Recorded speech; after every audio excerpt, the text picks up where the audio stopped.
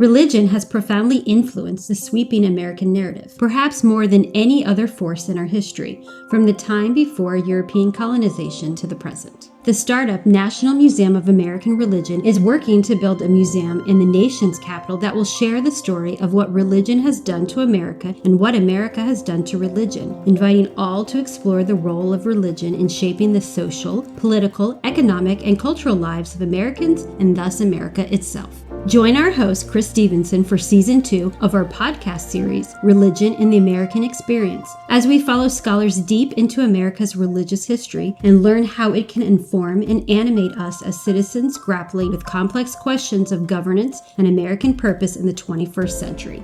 Episodes will be released every Monday on Apple Podcast and Spotify. Register for notifications on our website, www.storyofamericanreligion.org, under the Sign Up tab.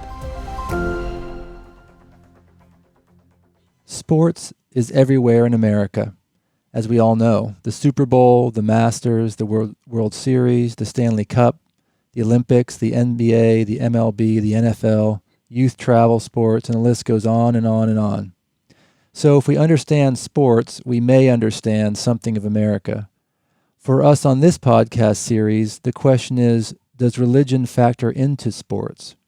It seems the answer is a loud yes.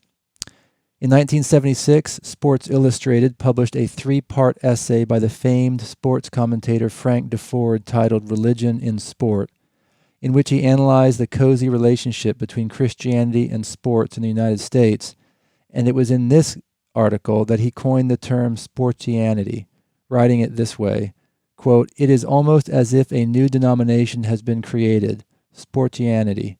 While Christian churches struggle with problems of declining attendance, falling contributions, and now even reduction in membership, sportianity appears to be taking off." Close quote. That same year, Michael Novak published The Joy of Sports, articulating the religiosity embedded in the playing and cheering on of sports. Today's discussion will help us all better understand what religion has done to America and what America has done to religion, and we trust that as a result, listeners will see how indispensable the idea of religious freedom is as a governing principle to the United States and its ability to fulfill its purposes in the world. We have with us today Jeffrey Scholes to talk about religion and sports. He is Associate Professor in the Department of Philosophy at the University of Colorado, Colorado Springs, and author of the upcoming book, Christianity, Race, and Sport, to be published next year by Routledge Press. Professor Scholes' interests include the relationship between religion and sports and American political theology.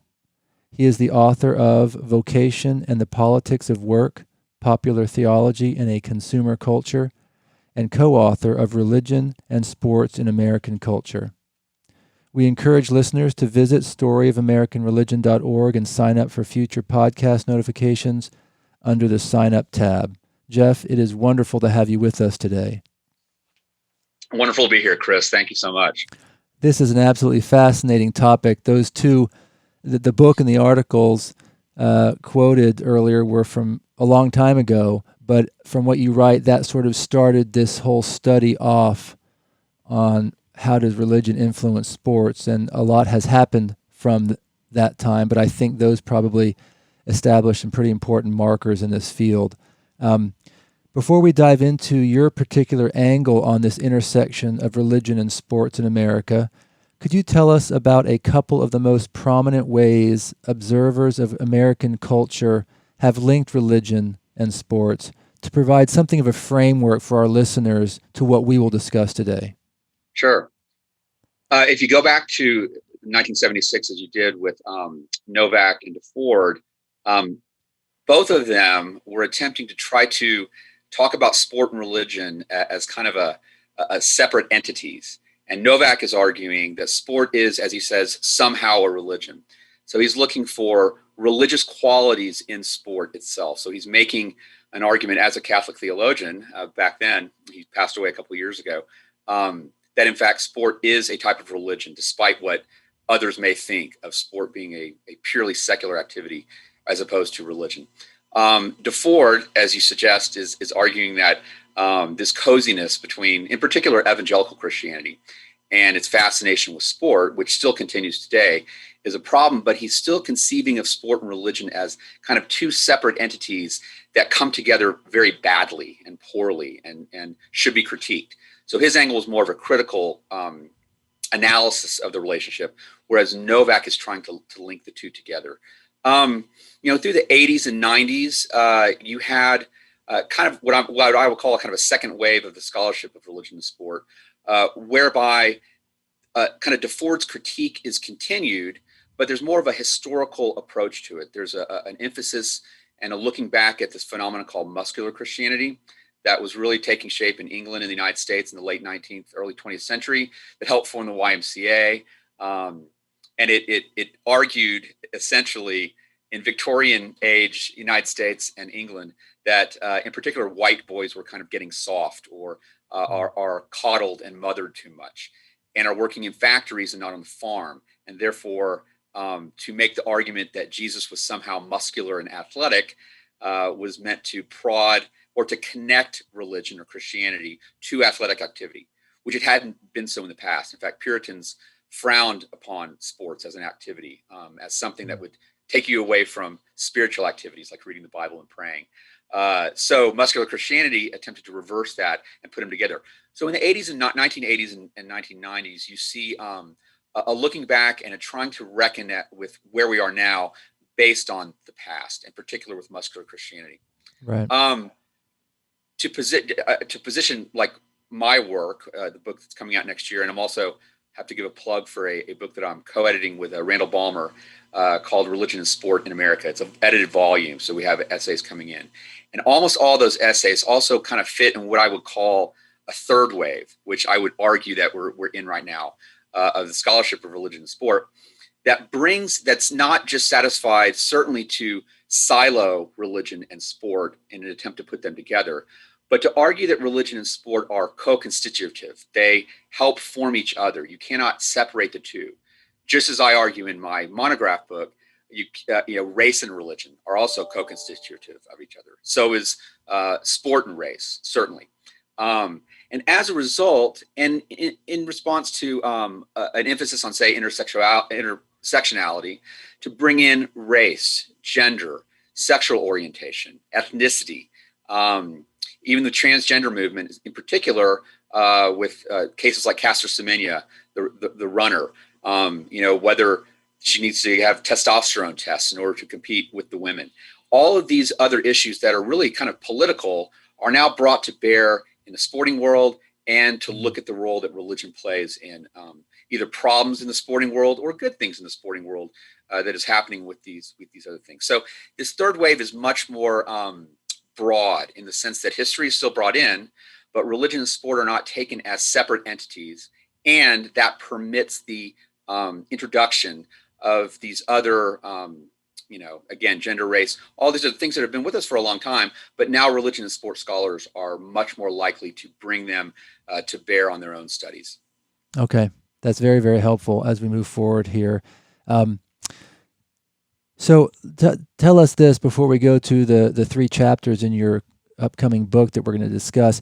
How did the I guess you're a philosopher, not a historian, right? Would that be? I'm actually religious studies. They let me teach in the philosophy department, so my doctorate's in religious studies. Okay.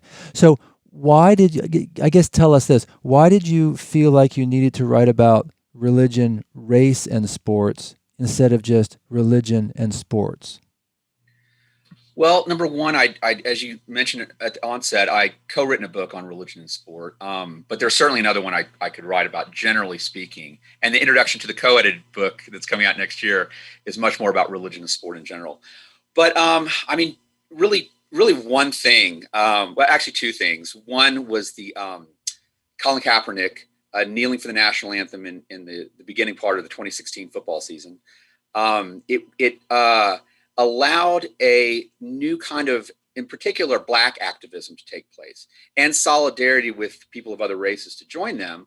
But it was the kind that we really hadn't seen since the 1960s and 70s with someone like Muhammad Ali or, Jim Brown or Kareem Abdul-Jabbar.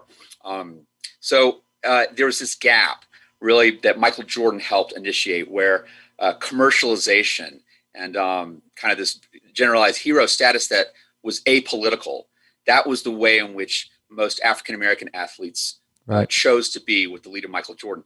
That really has changed. You look at LeBron James, the likely maybe most famous athlete in the world. He's incredibly political. He talks about politics all the time. But I think he was given permission to do so largely by what Colin Kaepernick did. So that just got me to thinking. The second thing, I was invited to write an essay on religion, race, and sport in an edited volume in 2018.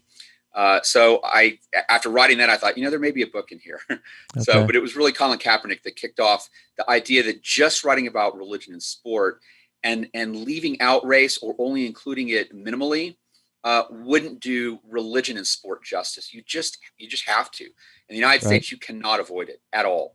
And sure enough, there was a book in there. So that's what kind of prompted it. Well, thank you for doing that. It's fascinating and I think important for Americans, all of us, to sort of understand better. Jeff, let's talk a little bit about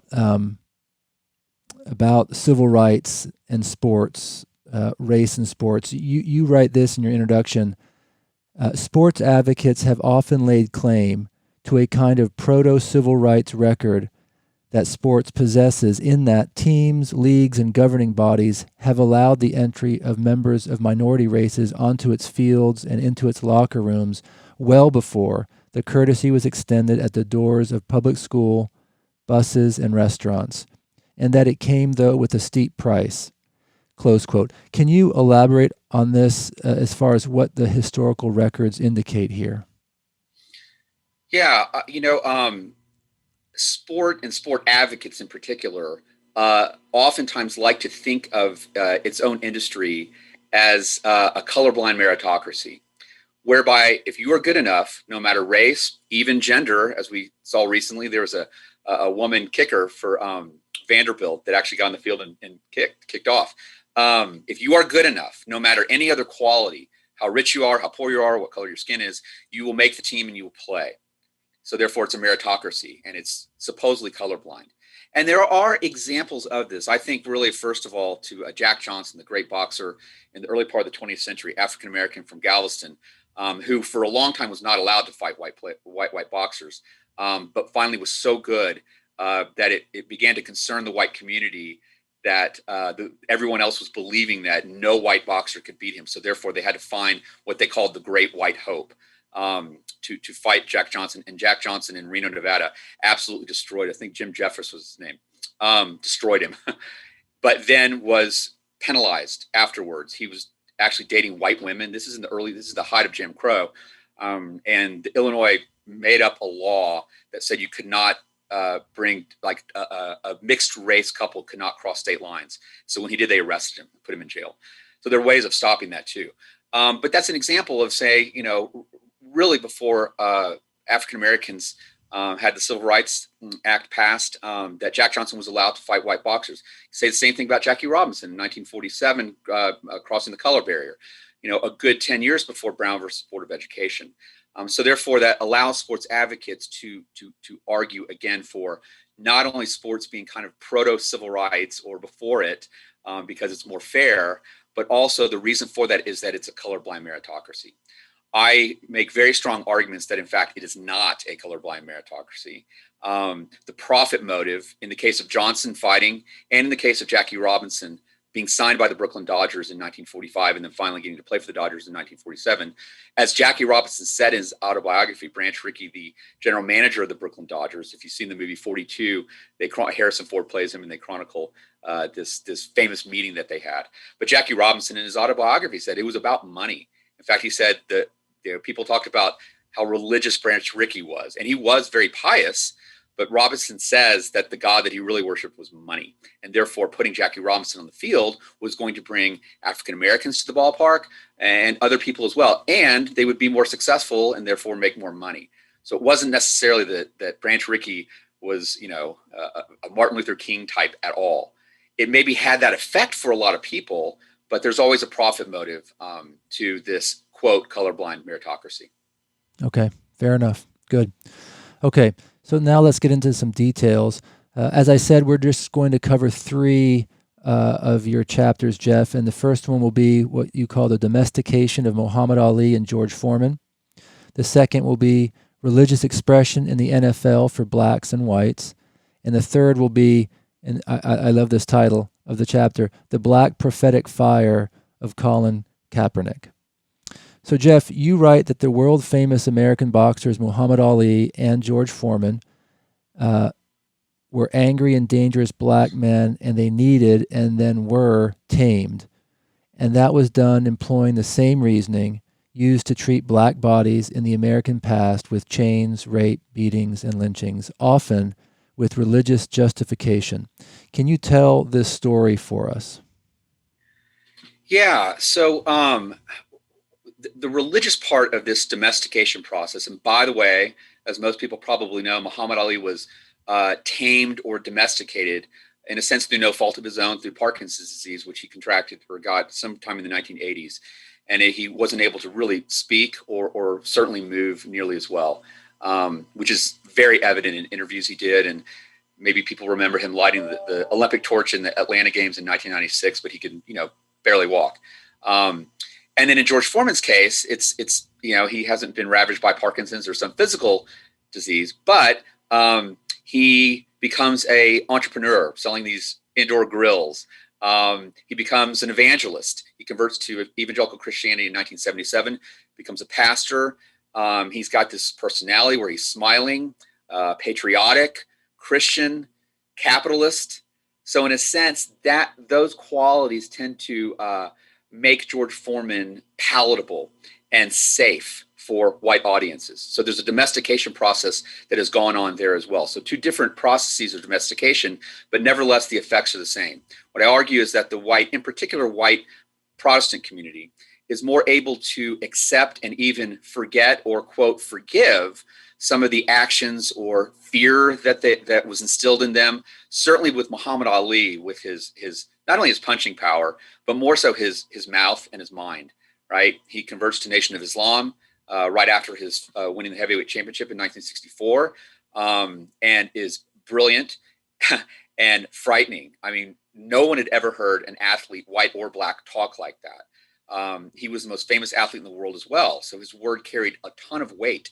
And the Nation of Islam, as many may know, based on the Elijah Muhammad and Malcolm X as well, were arguing for a kind of separatism. There were different versions of that, whether it was to go back for blacks to go back to Africa or to create a separate country of their own, because the United States was hopelessly white supremacist and hopelessly a white version of Christianity, which Ali rejects as he changes his name from Cassius Clay to Muhammad Ali. So that fear instilled in the white community based on not only a physical presence of a large, dangerous black body, which George Foreman certainly had as well before his conversion experience. He never smiled before. There's footage, by the way, for the listeners or viewers, the Rumble in the Jungle documentary is When We Were Kings is fantastic. The fight is between Ali and Foreman after Ali gets over his 3-year suspension for refusing to fight in Vietnam. Yet again, another protest that frightens, or at least it makes white Americans very wary of what is he really up to. But that fight brings them together. But really after that begins this kind of domestication process, whereby in particular, like I say, white Protestants are more able to think of Muhammad Ali as one of their own, right? Because he can't do damage, because he can't speak his mind anymore. And George Foreman just becomes, quote, one of them. So in a sense, the domestication process for Foreman is something that he did on his own. He appears on the 700 Club. Muhammad Ali would never have done that, right? On the Christian Broadcasting Network, he's on quite a bit. And he's always smiling and talking and giving his testimony. So he's doing things that make many white Americans comfortable. And religion plays a role in that. So part of my argument is the domestication process, in a sense, wants these black bodies to be tamed and not to be scary anymore, essentially. Right. So before, I don't know much about George Foreman.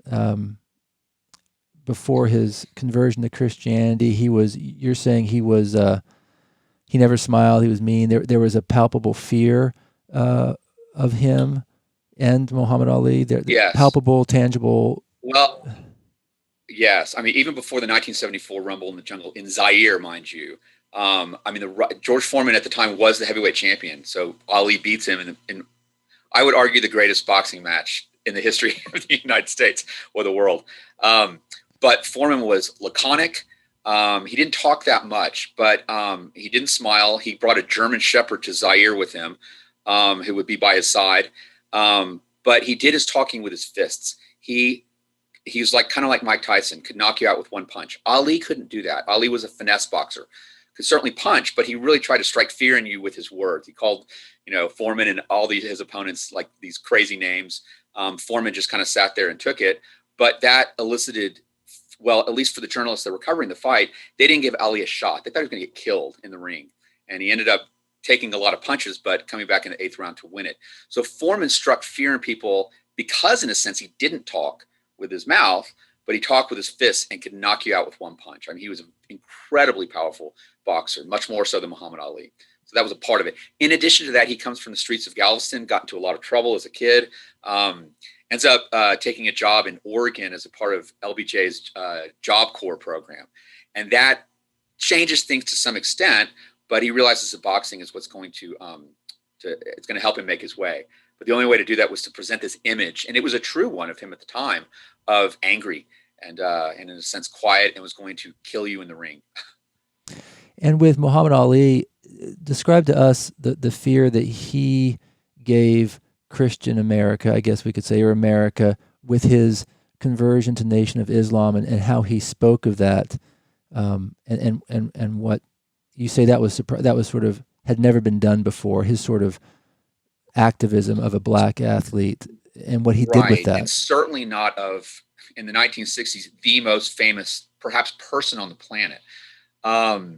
Right. So, he starts off, in fact, his first press conference after the 1964 fight, when he announces that he's now Muhammad Ali, which, by the way, there were reporters for the New York Times that refused to call him that into the 1970s. There's a boxer that he fights in the 1970s who's calling him Cassius in the ring. And Muhammad Ali beats him up badly and is saying, "What's my name?" Like he wants him to say his name.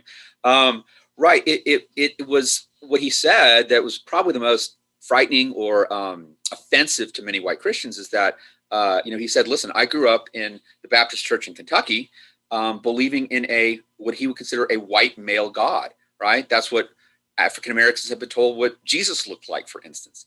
And he just rejects all that with the Nation of Islam theology that states that because Africans were the first human beings, those are God's chosen people. And therefore, we have bought this lie about who God is and about what Christianity is, or the true God is. And therefore, a wholesale rejection of that for him meant joining the Nation of Islam, which has much more of a black-centered theology, and certainly a centralizing of Africans and African-American people as those that are chosen by God.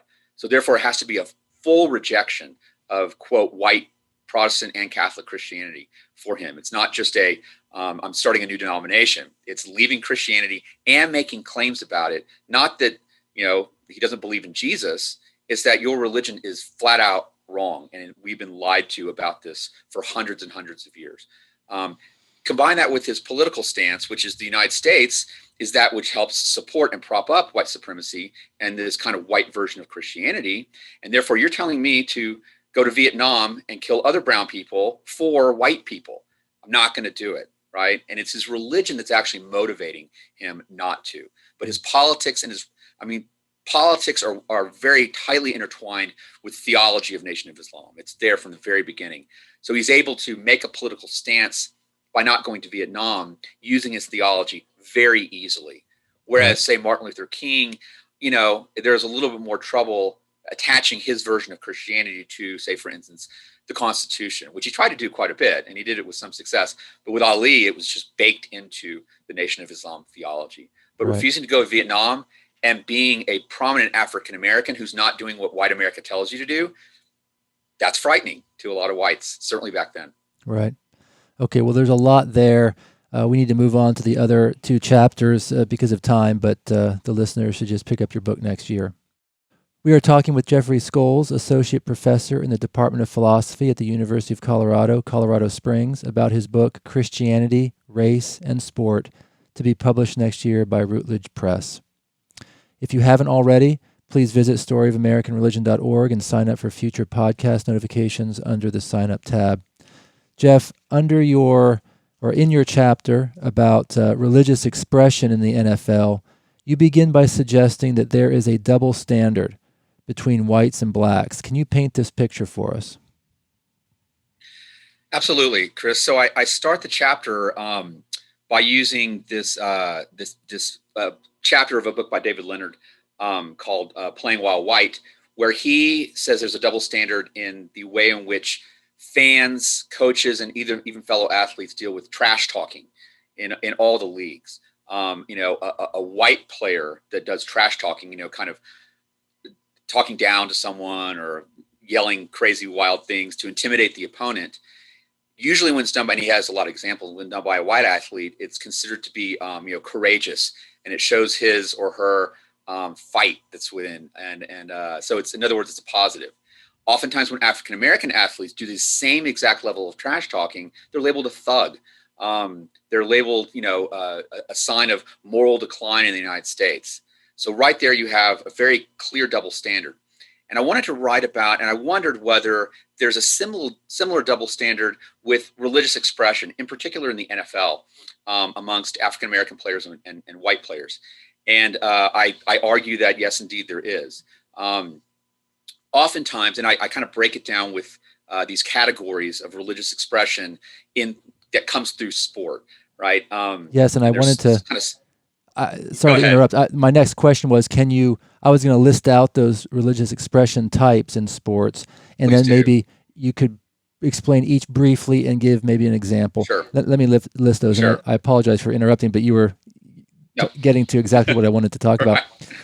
The first one you call It's Just a Game. Second, Billboard. Third, Glorification. Fourth, Soft Providential. And fifth, Hard Providential. I hope I got those right. You did. Can you explain remember them too? And I can give them to you as we go. So the first, It's Just a Game. Okay, explain that, and then give us an example maybe. Sure. So It's Just a Game is the kind of the attitude that God plus there. In other words, if especially after a loss, you'll often hear this. And I'll give you an example of Tony Romo. I'm from Dallas, so I'm a big Dallas Cowboys fan. Our old quarterback Tony Romo, after a particularly hard loss, said, well, there's more important things to life. There are people that would certainly say, their spirituality or their religion is more important than winning or losing a silly football game. So you minimize the football game itself in order to maximize something else.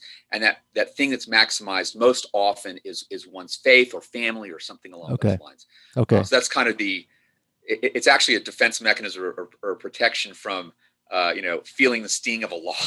Usually, right? If you can say it's just a game, then maybe it won't hurt quite as bad. That's one way in which it's a quasi-religious expression by saying it's just a game. Okay. Second, Billboard. Billboard. So the Billboard model is usually not necessarily a verbal expression, but I have examples of Tim Tebow when he was at Florida. There's eye black that oftentimes players put under their eyes to absorb light, so they're not as blinded by the sun. Tim Tebow would write Bible verses, or not the whole verse, but like John 3:16 on his eye black. The NFL used to not allow any kinds of decorations on one's shoes, unlike the NBA, but it's now doing this. It's allowing it for certain games. And sure enough, many NFL players will put religious messages on their shoes, Bible verse on their shoes. Carson Wentz, the quarterback for the Philadelphia Eagles, I think it's something like I can't remember the acronym he uses, but anyway, I think it's like a verse from Philippians that's on the outside of his shoe. So this is the Billboard model. I also think of that famous guy with the rainbow wig in the 1970s and 80s, where at a field goal he'd be in the stands on the front row behind the goalpost, and he'd have up John 3:16 like for every big game. That's the Billboard type, which then leaves. Ideally it's meant to provoke one to, look up that Bible verse or ask more about Carson Wentz. So it's not an exact statement, and you're not quite clear exactly what Tim Tebow means to say about John 3:16 or why he chose that verse, but that's why he wants you to go look it up, right? And so we're trusting, but it's more of a billboard style of religious expression. And I read Stephen Curry has a scripture on the tongue of his shoe, which was interesting. I guess another billboard. He does. It's the I can do all things through Christ who, on the inside tongue of his shoe. Right, I know. Right. So you get that along with the Steph Curry shoe. Yeah. Number 3 is glorification. Right. So the glorification model is the athlete that states something along the lines of, I play hard, I help my teammates, I even win the game for the glory of God. In other words, it's not for my own glory or compliments that I get. It's all for God. I think I quote Roger Staubach. There's countless ones of these. Roger Staubach, after I believe the 1971 Super Bowl, who again, it's a minimizing of one's own ability or the team's ability or the coach's ability to say that if we did well, it's done for God's glory. And therefore, by stating that or by believing it, God is glorified, not us or the team or the sport or all these good things. So it's similar to these. It's just a game where you're minimizing your own effort to some extent by saying it's all for God's glory, not for fame, riches, whatever else comes with winning. Okay. And the last two are tied together, soft providential and hard providential. Right. So providentialism, as a theological term, in a sense, just means a God that intervenes in human history in some way. The soft providential model, it has athletes stating that they're praying for strength for God. They're praying for no injuries. You hear that a lot, for the health of the players, which means that if God is answering those prayers, God is in fact intervening, right, to keep people healthy and to give you strength and belief that you're going to win, especially if you're down. So that's kind of a softer version. Tim Tebow is a classic soft providentialist, the former quarterback for University of Florida and for Denver Broncos and New York Jets and New England Patriots, and now a current baseball player, I think, in the Mets farm system. A fantastic athlete, but a very vocal evangelical Christian. He had that run in the 2012 playoffs, the 2011 season for the Denver Broncos, that people were calling miraculous, but he would downplay that, right? It's God that performs miracles, not Tim Tebow. So he would in a sense say, I pray, he gives glory as well at the end of every game to his Lord and Savior, Jesus Christ. But he would always say that I'm not praying for wins. I'm not praying for the ball to leave my hand and land in the receiver's hand. I'm praying for strength, again, health, and belief, intangible things that God still has to intervene in order to effect. At the same time, too, it's much more difficult to identify, right? And then obviously with both providential models, if you didn't believe or there was major injuries on the field and you prayed for health of all players, God didn't answer your prayer. But it's easier to kind of let God off the hook for either answering or not answering a prayer when you're praying for these abstract things. So that's what I'm calling soft providentialism. Okay. And then hard providentialism is what I just suggested. Athletes that are praying for God to actually intervene in the game itself. And therefore, it's usually post-game, whereas athletes will say, God wanted us to win. God guided that ball into my hands. God allowed me to get that interception and run it back for a touchdown. That was God doing that. I have an example of Russell Wilson, the quarterback for the Seattle Seahawks. They were in the NFC Championship game. I believe it was 2017, maybe 16, against the Green Bay Packers. And he threw 4 interceptions in the first half. They were way down, but they came back in the fourth quarter and won the game. And what Wilson said, he said, that's God testing us, right? So in other words, God, in a sense, intentionally made him throw those interceptions to get them in a hole. So it's like a trial and tribulation that God wanted to have Russell Wilson and the Seahawks overcome, right? So there's kind of a hard providential way of talking about it. So anyway, that's the hard providential. Okay, so now with that explanation, can you tell us how these are used and received along lines of race in the NFL? Right. So what I argue in the book is that this is a generalization. It's certainly not true of all players, But for the most part, you're not going to see as many white NFL players using hard providential language. If they use a religious expression at all, it's going to be either the glorification. I mean, they'll use one of the first four most often. And also, most often, you see a more preponderance of African-American NFL players that are using a version of the hard providential language to some extent. And it may not even be on the field. I'll give an example of Reggie White, the former defensive lineman for the Eagles and the Packers, who passed away quite a bit ago. Maybe one of the greatest defensive linemen the NFL's ever had. Very devout man. Was a pastor as well in the off season. But he believed that God would tell him whether to sign with the Green Bay Packers or not, right?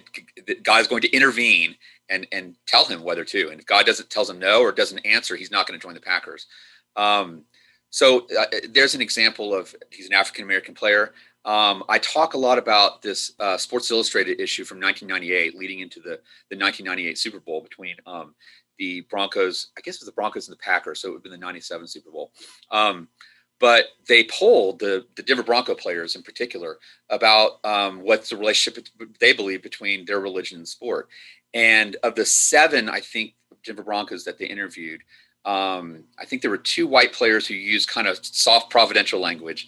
And I believe maybe 5 of the 6 African-American players used very hard providential language, that God brought them here physically, right? Helped them win the previous games to get them to the Super Bowl. And that God is essentially on their side and going to help them win the Super Bowl as well. So you have this kind of clear divide, but then the Sports Illustrated article, so then I kind of get into the meat of the matter, the double standard part of it. The Sports Illustrated article then interviews 2 white academics, but I think one was the president of Yale Divinity School at the time, and then a couple white pastors that lambast this kind of theological thinking. Either saying this is bringing God into the messiness of a game where people can almost die on the field, into a multi-billion-dollar sport with celebrities that beat their wives. God does not care about football, right? God cares about other things, but God certainly doesn't care enough to come in and intervene in a game and enable a team to win, right? So the rest of the article are 4 white, essentially theologians, that are bashing this kind of speech. They say that God perhaps provides strength, but God is not helping teams win or making other teams lose. God doesn't do that. God is greater than that. So in a sense, they're complimenting, or they're okay with the expressions of the white football players, not okay with the expressions of the black players. But the double standard is at what I argue is both are forms of providentialism. God is intervening in some way. What's the difference, right? And then I kind of chronicle a history of African-American religious experience of God intervening, whether through the Holy Spirit or to believe that God actually intervenes to either, free the slaves, to help out with all kinds of problems in the black church itself. So there's a long history of this kind of theology being very prominent and useful to many African-Americans, whereby it's looked down upon by whites who are not undergoing nearly the kind of struggle that African-Americans have and continue to go through. So hard providentialism is a very helpful theology for African Americans. So these NFL players are merely expressing that. Yet they express it to be shot down by fellow players. By the way, Aaron Rodgers was the quarterback that Russell Wilson was playing against, and he had some smug comment about Russell Wilson saying that God, challenged them. God actually, put them in a hole for a reason. And then Green Bay beat Seattle the next year, and Aaron Rodgers was asked about it, and he said, well, I guess, God was on our side this time, in a very kind of smug way, which again is a critique of Russell Wilson's theology by him, the white quarterback, saying God doesn't care about football, right? In essence. So I guess God wasn't on Russell Wilson's side this time. So right. Wow. I don't think I'll ever watch a sports game the same. This is very, very helpful. Very, very, very helpful, I think, simply because sports is such a large part of American society. To see the religious thread in it is a benefit, I think, to us all. I'll say this too, if you don't mind, for what you're saying. I think for a long time, and one of the reasons why, the religion and sport discipline didn't really get off the ground until the mid 1970s, was that most theologians and or people doing religious studies just didn't consider sport to be as big as it is or as serious as it is. It's just a bunch of people running around shooting a piece of leather or hitting a piece of leather with a piece of wood. Why are we going to talk about that? But you do it at your own peril if you don't. There are all kinds of connections, but one of the main reasons for religious studies scholars, I believe, to at least be interested in sport, whether you like sports or not, is the kind of impact that it has on people. Yep. Positive and negative, right? Right. I mean, more people watch the Super Bowl than go to church on that Sunday. So far more, just for instance. So right. yeah, Nope. it's a very big deal, whether you like it or not. Nope. In fact, it's usually a big deal to those that hate it because they get so much attention, and these athletes get paid a lot of money too. But anyway. Right. Okay, Jeff, for the last segment, let's turn to a fairly recent piece of religion, race, and sports history in the United States. The chapter's title is compelling. As I said before, it is The Black Prophetic Fire of Colin Kaepernick. Can you share the story briefly in case we have forgotten about it? And then we'll move into some of your analysis. Sure. So Colin Kaepernick, he brought the San Francisco he's mixed race, but he identifies certainly as African American.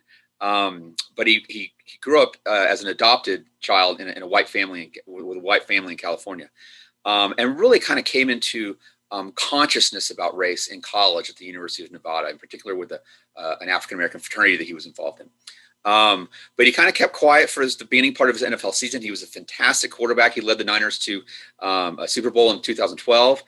Then his play started to slip a little bit. And by 2016, the beginning of that season, he was not the starter anymore, but was still on the team as a second string quarterback. At that time, I believe it was Eric Garner, certainly in response to the Trayvon Martin killing. But there began to be a rash of police killings of unarmed black men and some women as well. And this is in, I believe, August, maybe late July in the preseason of the first preseason game in 2016. And Kaepernick sits down. Now, there's no cameras on him. They catch it from a camera. Someone caught it, seeing Colin Kaepernick being the only one sitting down during the national anthem that they play before every game. And so the word began to get out. He sits for the next game. I believe it's the next game. He talks with an ex-player named Nate Boyer, who's also an ex-Green Beret, who suggests that he kneels. There were several reasons for this, but one is kneeling there's a sign of respect, whether it's religious respect, like you're genuflecting to some degree, or football players take a knee all the time in practice. So Kaepernick started to do that and got a lot of attention for it. President Trump, after he won the presidency in 2016, had all kinds of things to say about Colin Kaepernick, called him all kinds of names, said, go, why don't you leave this country if you don't like it, blah, blah, blah. NFL viewership was down. Kaepernick was somehow to blame for this.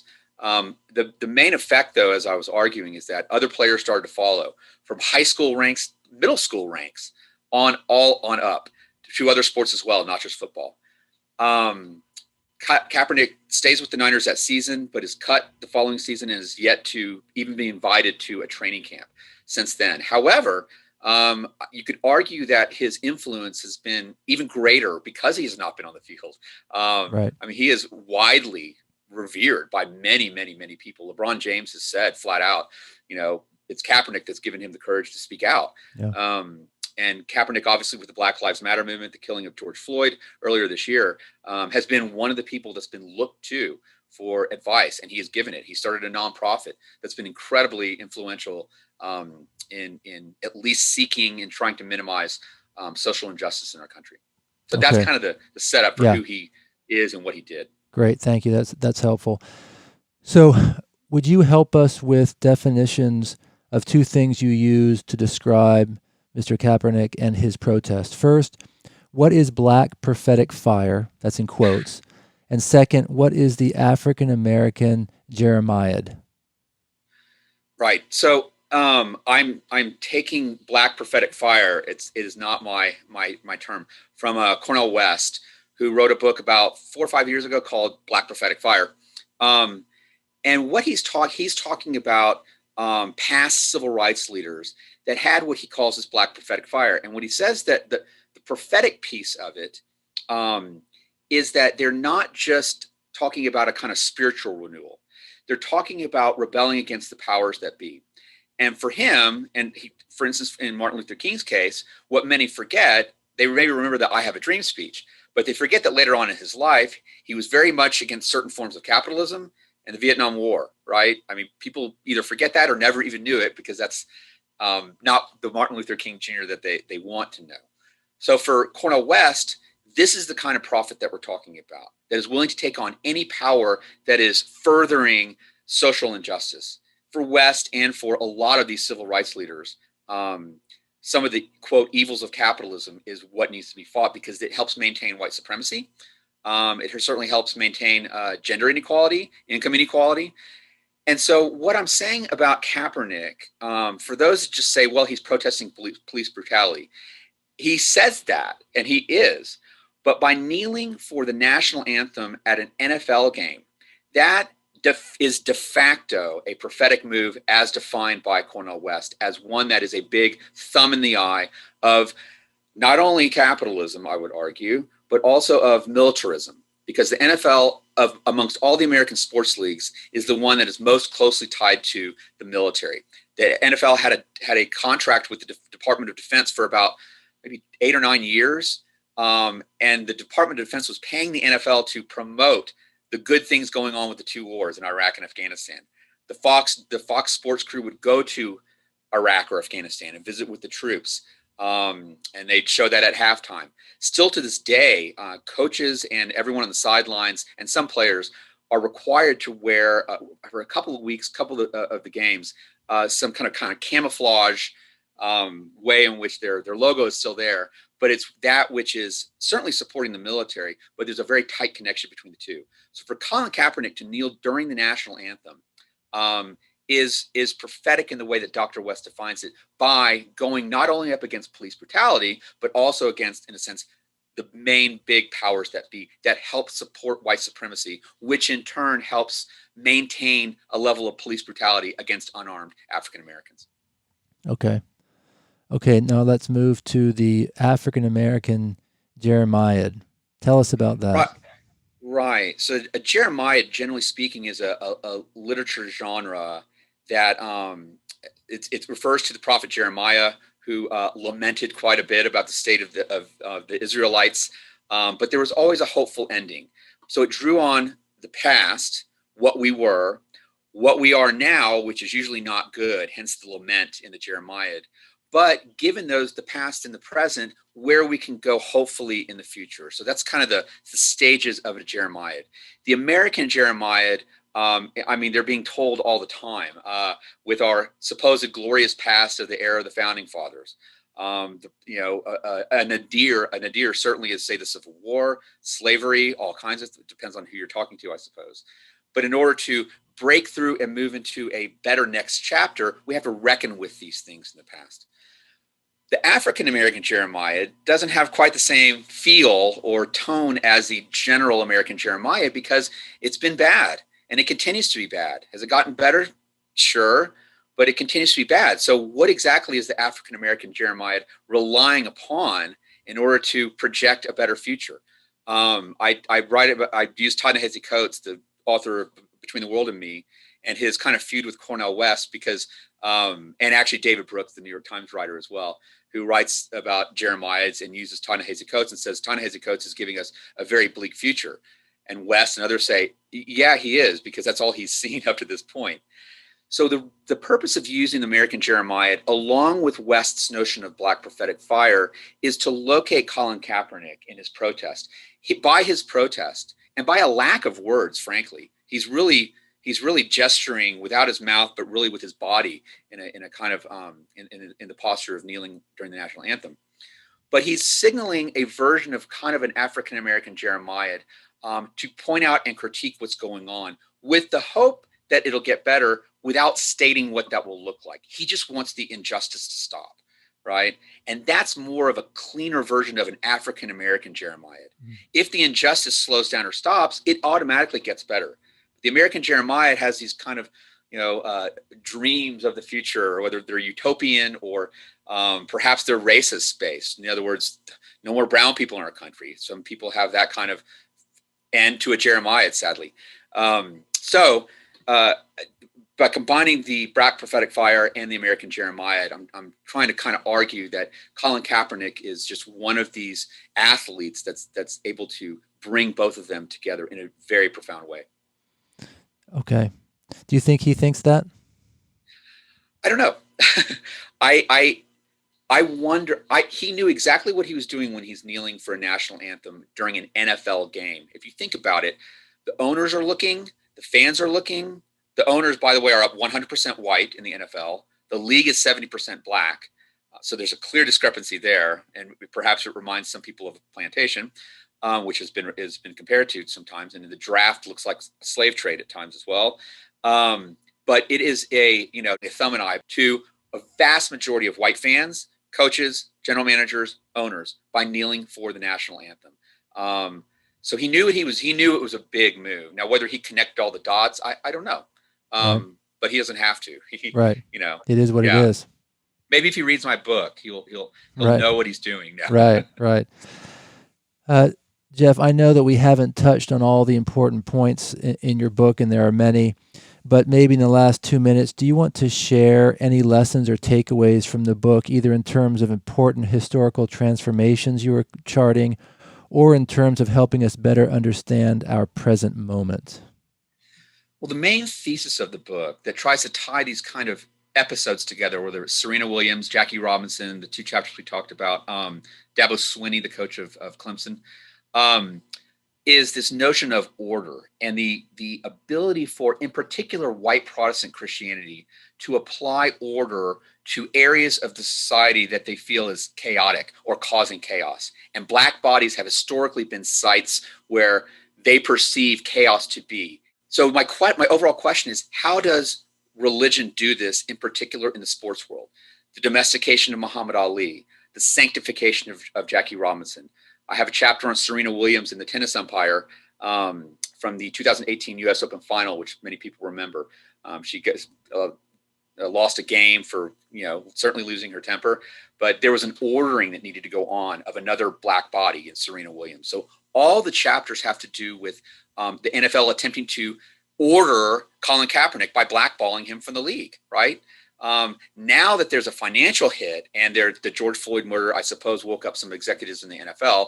Now they're kind of apologizing, but that was 4 years ago. They didn't say a word, right? And actually, certain owners forced their players to stand, like Dallas Cowboys owner Jerry Jones, for the national anthem. If you think about it, what could be more orderly than forcing players to stand with their feet on the line and doing the correct rituals for the national anthem, right? Of 70% African-American players who may or may not believe in some of these American principles that they're being told they should believe by white America. So that's the overall theme of the book. How does, in particular, white Protestant Christianity support the ordering of perceived areas of chaos in the sports world in the United States? And race automatically comes into that. Well, I think it's a timely book, considering the reckoning with racism that the United States has undergone once again, this time in 2020.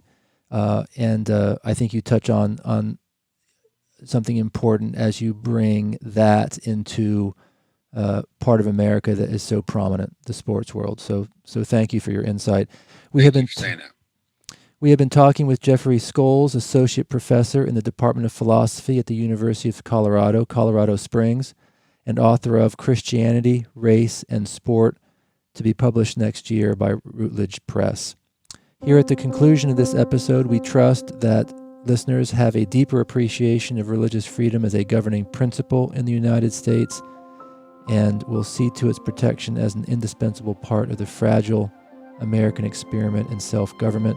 Don't forget to visit storyofamericanreligion.org and sign up for future podcast notifications under the Sign Up tab. Thank you, Jeff, so much for being with us. It's been very enlightening, and I hope you've enjoyed the time with us as well. I have, Chris. Thank you so much. The podcast series, Religion in the American Experience, is a project of the National Museum of American Religion. Episodes are released each Monday on Apple Podcast and Spotify. Register for notifications on our website, www.storyofamericanreligion.org, under the Sign Up tab.